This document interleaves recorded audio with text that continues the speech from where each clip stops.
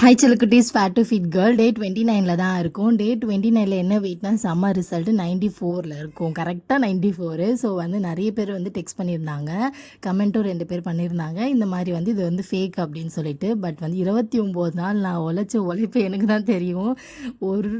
ஒரு ஜங்கு கூட நான் எடுக்கல, எதுவுமே நான் சாப்பிடல. நான் கரெக்டாக அந்த டிசிப்ளினாக கன்சிஸ்டன்சியாக இந்த டயட்டும் இந்த வாக்கிங்கும் நான் இவ்வளோ நாள் ஃபாலோ பண்ணியிருந்தேன்.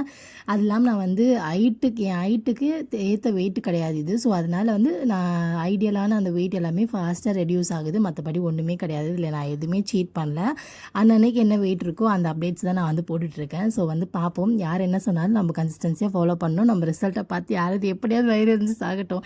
ஸோ காலையில் எழுந்து ஒரு பிளாக் காஃபி குடிச்சிட்டு வாக்கிங், அதுக்கப்புறம் யூடியூப் பார்த்து ஸ்ட்ரென்த் ட்ரைனிங் மாதிரி பண்ணேன். அப்பா இன்றைக்கி இளநீர் வாங்கிட்டு வந்திருந்தார். நேற்று கம்மியாக இருந்துச்சு தண்ணி. ஸோ அதனால் இன்றைக்கி மறுபடியும் நிறைய தண்ணி இருக்க மாதிரி இளநீர் பார்த்து வாங்கிட்டு வந்தார். ஸோ அதை நல்லா குடிச்சிட்டு ஃபஸ்ட்டு இன்டேக்காக, அதுக்கப்புறம் மோர், நேற்று வச்சு பழைய சாதத்தில் தண்ணிலாம் மிக்ஸ் பண்ணி சாப்பிட்டேன். நல்லா அது கட் ஹெல்த்துக்கு ரொம்ப நல்லது. அந்த மாதிரி எடுத்துக்கோங்க, பழைய சாதம் வித் மோர்.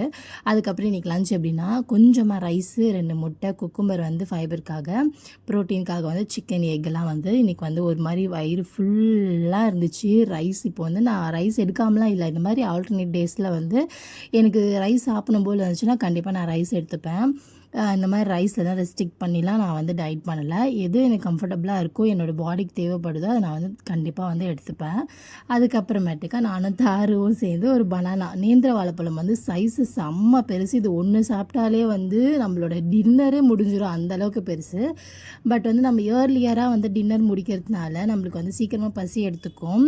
ஸோ ரொம்ப பசியெல்லாம் கண்ட்ரோல் பண்ண முடியாது. அதனால் ஏதாவது ஒரு தோசை அந்த மாதிரியாவது நான் எடுத்துக்கிட்டேன். இது நீர் அப்பம் அப்படின்னு சொல்லிட்டு ஹஸ்பண்ட் செஞ்சு கொடுத்துருந்தாங்க. மதியானம் வச்சுருந்த சிக்கனே லெஃப்ட் ஓவரை ஒரு மாதிரி வெங்காயம்லாம் போட்டு ஒரு மசாலா ரெடி பண்ணியிருந்தாங்க. வேறு லெவல் இருந்துச்சு இந்த 2 காம்போவும். ஒரு தோசை தான் சாப்பிட்டேன். நல்லா இருந்துச்சு எம்மியாக. நாளைக்கு பார்க்கலாம்.